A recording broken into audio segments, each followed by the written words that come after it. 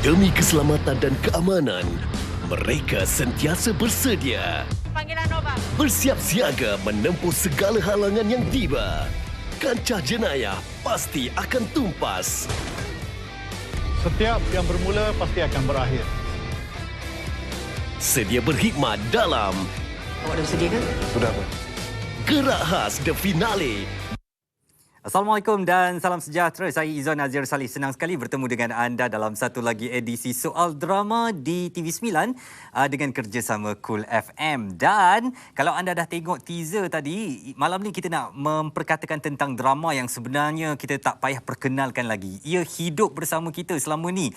Dari kecil saya dibesarkan menonton Gerak Khas kan. Kemudian kita ada Gerak Khas The Movie. Kalau cakap drama ni memang siapa yang tak kenal dengan Gerak Khas. Malah barisan pelakon dia pun kadang-kadang kita boleh senaraikan dari dahulu sampailah sekarang. Itulah dia bagaimana agaknya Gerak Khas bersama-sama dengan masyarakat Malaysia. Malam ni kita nak beri satu fokus kepada satu episod dalam Gerak Khas, iaitu pinjaman hantu. Satu orang panggil isu yang memang berlaku dalam masyarakat moden kita, dan kebanyakan, ataupun saya kata bukanlah kebanyakan, tetapi ramai daripada kita yang telah menjadi mangsa scammer ni. Bagaimana kelicikan mereka untuk memperdayakan kita dalam memeras ataupun mendapatkan duit kita secara tidak sah.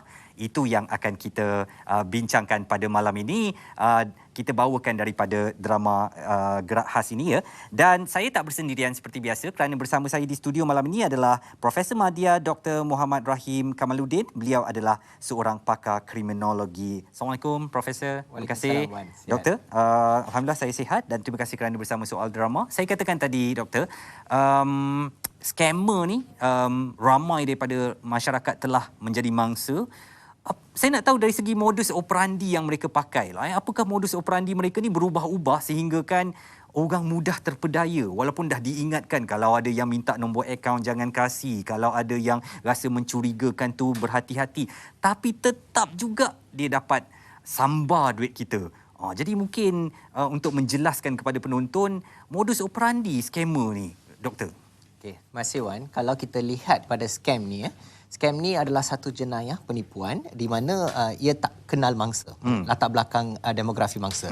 Yang kaya boleh menjadi mangsa, yang miskin, yang terpelajar, yang tak belajar, semua boleh menjadi mangsa sebenarnya.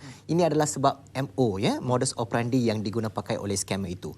Kalau kita lihat scam ni ada banyak jenis. So of course lah MO pun ada berbagai-bagai dan MO ini adalah bersifat dinamik. Dia akan berubah-ubah. Sebagai contohnya, kalau 3 bulan lepas dia menggunakan MO plan A sebagai contohnya, lepas 3 bulan tu mereka akan tukar MO plan B. So MO ni adalah satu bersifat dinamik dan banyak yang berubah-ubah. So satu yang saya boleh katakan adalah kelicikan tu. Cara mereka memperdaya mangsa dengan kata-kata manis dan juga the persuasive technique. So itulah antara peluang ataupun satu added value yang ada pada scammer sampai dia boleh menipu memperdaya mangsa. Baik, kalau doktor sebagai seorang yang meneliti modus operandi dan meneliti kelicikan strategi scammer ni, apakah doktor nak katakan bahawa memang cara yang mereka lakukan ni betul-betul halus, atau sebenarnya kalau kita perhati kita akan nampak kelompangan, ataupun kita boleh tahu bahawa ni sebenarnya mereka ni ada fishy somewhere dekat mana-mana ni kan, dan kalau kita tak berhati-hati duit kita boleh lesap, atau betul-betul modus operandi yang mereka pakaikan itu sangat sophisticated yang anda memang macam doktor kata terpelajar ke, kaya ke, orang kurang duit ke, akan tetap jatuh dalam perangkap mereka, doktor. Okey, kalau kita lihat scam ni dia bergantung dia bergantung, dan selalunya lah scam ni adalah jenayah yang bersindiket, di mana adalah satu bentuk jenayah yang terancang. Mereka akan plan dah macam mana nak menipu mangsa. Ada pelaku-pelaku scammer ni mereka akan, they are trained for this actually. Mereka akan melatih bagaimana nak bercakap dengan mangsa. Ada kursus juga Ya, betul.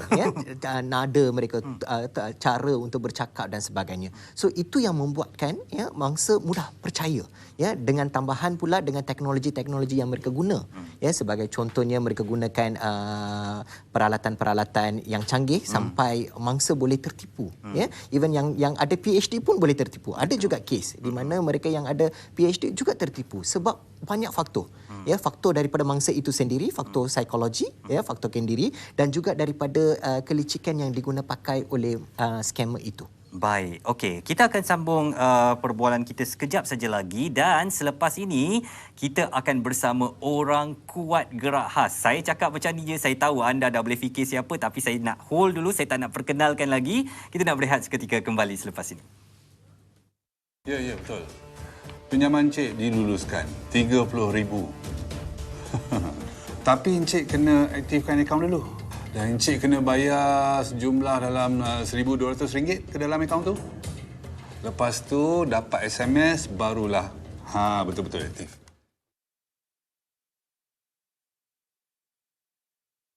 Sebenarnya untuk memegang karakter kepolisan ni selain daripada memerlukan kecerdasan, dialog kepolisan tu yang sangat-sangat mencabar. Sebab itu bukanlah bahasa harian kita, ada terma-terma tertentu yang kita kena sampaikan sebab satu ayat tu bermakna kepada sesebuah penceritaan. Jadi sebenarnya nak menghafal skrip tu mencabar bagi saya lah. Dari segi kecerdasan, aksi dan sebagainya, it takes turn. Tak setiap minggu saya akan beraksi ke memerlukan fizikal. Bila ianya memerlukan fizikal, alright. Tapi okeylah sebab kita daripada dulu dah lama pun kita dah biasa dengan filem aksi-aksi ni. Jadi best kerana ada ruang dan peluang untuk nak release ataupun nak lepas geram. Jenayah berlaku di sekeliling kita tanpa kita sedari. So jangan rasa begitu selesa. Kadang-kadang benda yang kita tak expect, benda itulah yang berbahaya. So saya tengok bila saya berlakon scam lah, penculikan lah, ugutan, sekarang ni cyber bully dan sebagainya. Itu semua berlaku di keliling kita. Saya bila berlakon ni, saya dah semakin tahu dan saya tahu hak-hak kita, pelindungan-pelindungan yang diberi oleh pihak PDRM kepada masyarakat. Jadi yes, kita rasa selamat kita ada pihak berkuasa, tetapi tanggungjawab kita juga untuk peka dengan keadaan sekeliling kita. So itu yang saya belajar. Dan bila saya berlakon watak tu, wow, saya rasa bagaimana pihak polis tu sebenarnya sangat-sangat mencabar, berisiko tinggi. Not just diri sendiri, malah ahli keluarga pun turut mendapat tempiasnya. Cuma nak ucapkan jutaan terima kasih kepada yang setia bersama Gerak Khas. Saya dapat feedback banyak. So stay safe everyone. Ta-ta. Kadang-kadang saya berharap apabila saya ditahan polis yang tahan saya ialah ASP Jaslina. Iaitu Era Fazira. Saya berharaplah tapi tak pernah dapat. Tak apa. Mudah-mudahan satu hari nanti kita jumpa Era Fazira dalam pakaian uniform. Anda masih lagi bersama Soal Drama yang disiarkan di TV9 dengan kerjasama Cool FM dan kita macam saya katakan tadi nak memperkenalkan, sebenarnya tak payah perkenalkan pun tapi saya nak libatkan dalam soal drama sekarang iaitu siapa lagi kalau bukan pengarah dan penerbit kepada Gerak Khas, Datuk Yusof Haslam. Assalamualaikum Datuk. Waalaikumsalam warahmatullahi. Datuk sihat Datuk? Alhamdulillah sihat. Baik. Tengah sibuk ni, tengah menulis lagi ni. Oh, itu dia. Orang seni memang tak boleh duduk diam Datuk, saya nak tahulah dah 21 tahun perjalanan Gerak Khas ni. Turun naik. Macam mana agaknya Datuk mengekalkan idea dan mendapatkan isu-isu semasa untuk dipersembahkan dalam Gerak Khas ni Datuk? Sebenarnya terus terang cakaplah, satu penyeksaan yang amat selama 21 tahun. Penyeksaan, orang nampak senang. Tapi saya penyabar kata orang. Kita sabar kerana kita minat bidang ni. Saya pada dulu lagi saya dah buat drama ni pada tahun 1985 di stesen kerajaan. Jadi jiwa saya dah sebati lah. Kebetulan saya pula memang berangan dulu bercita-cita nak jadi inspektor polis kan. Dan saya ni peminat drama-drama bersiri kepolisian daripada luar. Macam dulu zaman-zaman Manix dan sebagainya kan di TV stesen kerajaan dulu. Jadi saya berminat dan saya pula berlakon dalam filem Bukit Kepong. Saya berusia 26 tahun ketika itu. Saya kenal ramai kawan-kawan polis. Itu yang bakar semangat saya walaupun ada masalah Bukan senang nak siapkan program setiap minggu, lepas pula selama 21 tahun. Tak pernah kita jangka lah. Saya ingat dulu paling lama setahun dah okey. Tapi stesen tu bersambung kerana respon dia bagus. Dan saya anggap ni sebagai satu ujian, satu cabaran yang menguji ketahanan fizikal dan mental saya. Alhamdulillah bukan saya saja, tapi kepada semua pelakon-pelakon dan kru-kru di belakang tabir. Datuk, dan sekarang ni bila kita dengar gerak khas the finale, kita macam alamak, takkan nak finale dah. Banyak lagi isu-isu nak diketengahkan ni, macam aduh, takkan dah nak habis tu. Saya bukan apa fikirkan satu lah. Setiap yang bermula pasti berakhir. Saya buat drama gerak ni pada usia saya 44 tahun. Bayangkan. Jadi dah banyak kita buat. Dan saya pun ada planning dulu nak berhentikan awal. Tapi stesen TV masih tak juga. Kita terus. Dan dah sampai waktu bagi saya. Kita habiskan siri itu di TV3, iaitu dengan Geras The Finale. Dan kita akan bawa satu idea barulah dalam persembahan drama bercorak kulisan dengan satu konsep baru yang ada ciri-ciri macam Geras, tapi satu produk yang agak lain, yang lebih fresh, dibuat daripada idea anak muda. Di mana anak saya Syafiq lah, dia ada idea baru dia. So dia plan dan saya menjadi orang yang backup kat belakang dia.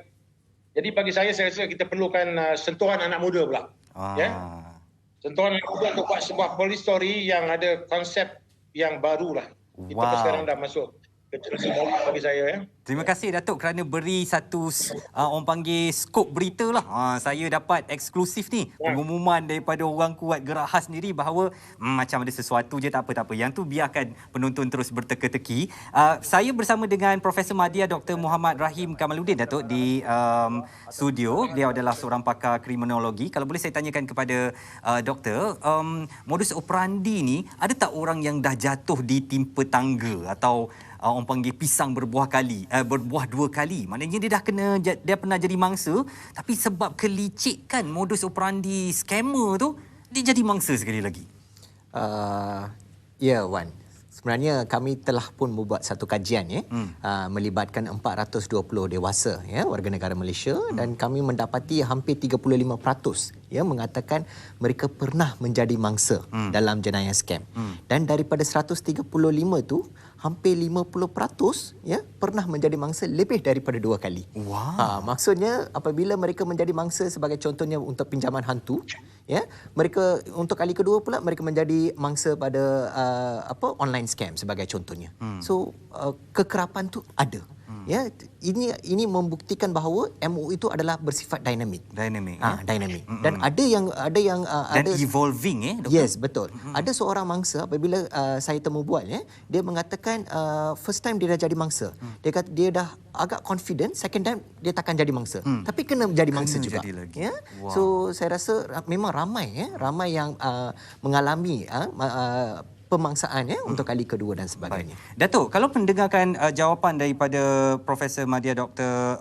Rahim tadi, apakah Datuk pernah ataupun melihat perkara-perkara ini berlaku dan diadaptasi dalam drama-drama arahan Datuk, atau mungkinkah Datuk mendapat nasihat mungkin dari PDRM sendiri untuk mengetengahkan topik-topik seperti scammer ataupun jenayah-jenayah lain ni, Datuk? Okey. Kalau kita kira kan jenayah bukan baru, dah lama banyak kali berlaku. Sebenarnya scammer juga pernah call saya. Saya pernah kena jadi itu juga. Dia call saya, dia menyamar jadi pegawai LXGN konon.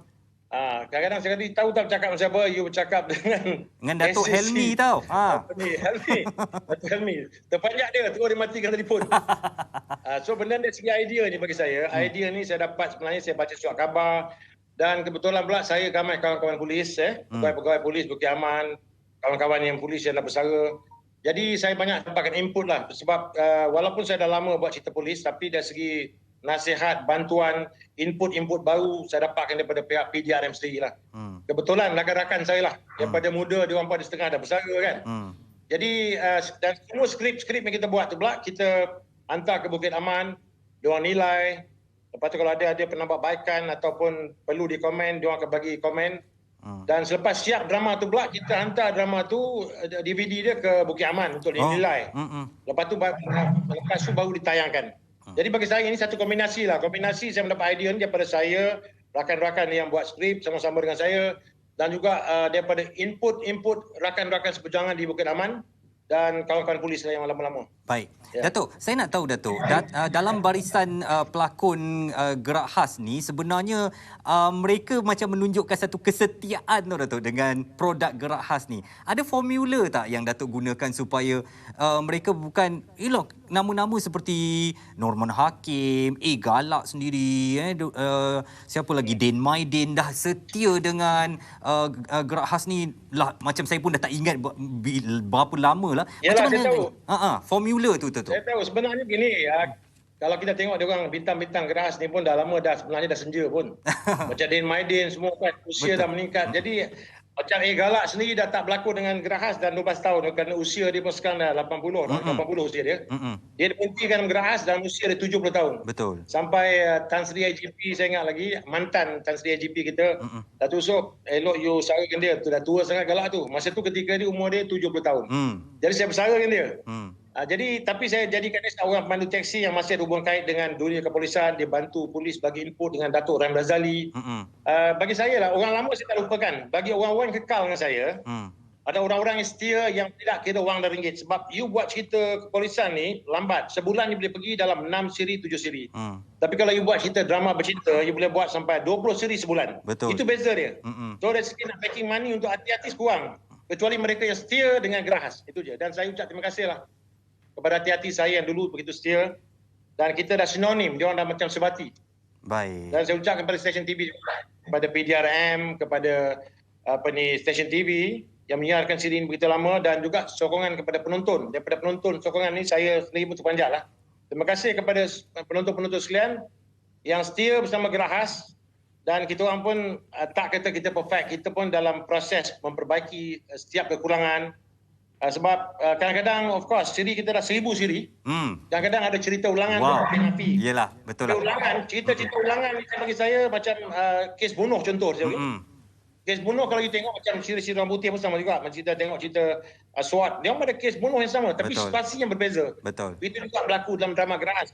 Kes bunuh memang dalam dunia jenayah ni kes bunuh, ada scammer, kisah apa ni duit palsu dan sebagainya lah. Okey. Kami nak ucapkan selamat berjaya kepada Datuk dan tim Gerak Khas, dan terima kasih daripada kami di Soal Drama Datuk kerana telah saya rasa Datuk dalam dunia seni kreatif ni memberikan masa yang banyak untuk menyedarkan masyarakat dari aspek kesedaran dalam jenayah ni Datuk.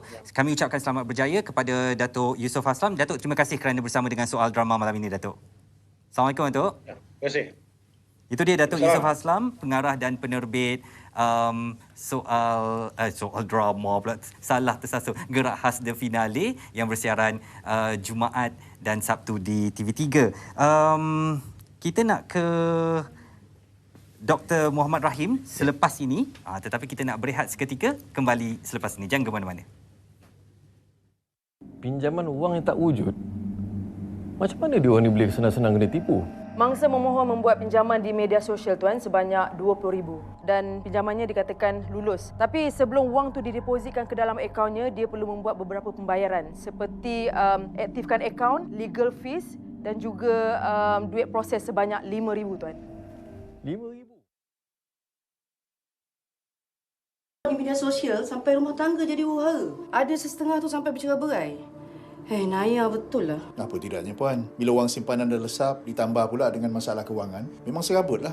Hidup tak keruan. Senang sekali anda masih lagi bersama Soal Drama. Kita menyorot drama Gerak Khas The Finale dan membawakan subtema pinjaman hantu ataupun scammer macam yang anda lihat. Doktor, kalau kita lihat tadi snippet yang dipaparkan tu, kadang-kadang sampai bercerai-berai orang akibat dari perbuatan scammer ni. Mungkin mereka dah kebas duit orang tu dan rumah tangga orang tu hancur pula kerana bergaduh dan sebagainya. Jadi mungkinlah pesanan doktor kepada mereka di luar sana ni bahawa kelicikan scammer ni kadang-kadang macam Datuk Yusof Haslam kata, dia pun pernah kena test power juga dengan scammer ni kan. Nasihat doktor lah. Okay, mungkin saya boleh utarakan 3 pesanan yang ringkas lah. Yang pertama adalah tingkatkan kesedaran. Di mana apabila kita banyak membaca, kita sedar tentang MO. So apabila kita didekati oleh scammer, kita boleh aware. Dan kita boleh menghindarilah menjadi mangsa. So awareness tu kena ada. Dia seolah-olah macam vaksin lah. Yang keduanya adalah jangan mudah bertindak. ya, itu adalah satu dapatan yang kita dapat di mana ramai mangsa scam ni mereka mempunyai satu ciri di mana mereka cepat bertindak. So kita kena avoid that. Dan yang ketiga adalah kalau boleh sebelum membuat keputusan tu bincang dengan ahli keluarga, dengan suami ataupun isteri, ya. Sebab itu juga menjadi satu MO, ya, di mana apabila scammer ni approach mangsa, dia akan minta untuk jangan berbincang dengan sesiapa. Itu satu taktik, ya. So I think kita kena bincanglah. So kalau kita mengamalkan 3 langkah-langkah ini, sudah semestinya kita boleh menjauhkan diri kita, ya, menjadi mangsa scammer, ya, mangsa scam. Sebab scam ni boleh mengundang psychological distress. Ya, boleh jadi murung, ya, stres dan sebagainya. Doktor, pesanan doktor kepada anak-anak supaya sentiasa mengingatkan ibu bapa mereka yang dah berusia terutamanya, supaya jangan mudah terpengaruh LHDN ke, mahkamah ke, pembekal telekomunikasi ke, kalau telefon ke, kalau minta serah akaun ke, jangan bagi. Peranan anak-anak kadang-kadang tu. Okey, kalau kita tengok, ya, mungkin memang warga tua, ya, warga tua ni juga menjadi antara golongan sasaran, ya. Kalau contohnya kalau mereka dah nak pencen ke, ya, scammer ni tahu, ya, dia ada banyak duit dan sebagainya. So anak-anak ni yang lebih technological savvy, ya, sebab mereka lebih biasa dengan media sosial dan sebagainya, mereka mempunyai satu tanggungjawab lah memberitahu ibu bapa mereka, ya. Sebagai contohnya, jangan approve friend request sebarangan, ya. So itu antara beberapa langkah yang boleh diajar oleh anak, ya, kepada ibu bapa mereka. Saya rasa itu akan membantu, ya. Dan anak-anak muda mereka kena ingat, ya, semua orang boleh menjadi mangsa. So menjadi tanggungjawab kita bersamalah untuk membanteras jenayah scam ni. Alright. Terima kasih saya nak ucapkan kepada tetamu saya malam ini di studio, Profesor Madya Dr. Muhammad Rahim Kamaluddin. Beliau adalah pakar kriminologi yang sekarang berkhidmat di UKM, Ya, betul. Baik. Itu dia tadi, kita dah menyorot drama gerak khas The Finale dengan membawakan satu daripada episod mereka dengan subtema penyamun hantu ni. Jadi anda perlu berhati-hati, berwaspada dan jangan mudah percaya. Sekarang ni kalau minta nombor akaun ke, nombor IC ke, nombor telefon, lebih baik kita berprasangka lah, daripada kita baik hati, kesian dia nak nombor kita. Jangan main-main kesian-kesian, tahu-tahu lesap duit kita semuanya. Jadi tolong anak-anak, macam doktor katakan tadi, tolong ingatkan ibu bapa kita yang memang menjadi sasaran mudah kepada scammer ni untuk menggelapkan atau melesapkan wang dalam akaun mereka. Okey, saya rasa itu sahaja untuk soal drama malam ini, dan minggu hadapan kita nak bercakap tentang drama Romantika 4 Hari 3 Malam. Apa agaknya subtema yang saya akan bawakan? Terus tonton soal drama dan jangan lupa untuk ikuti soal drama di YouTube Cool FM. Saya Izwan Azir Saleh bagi pihak penerbitan mengucapkan terima kasih atas kebersamaan anda. Jumpa lagi. Assalamualaikum. Selamat malam Malaysia.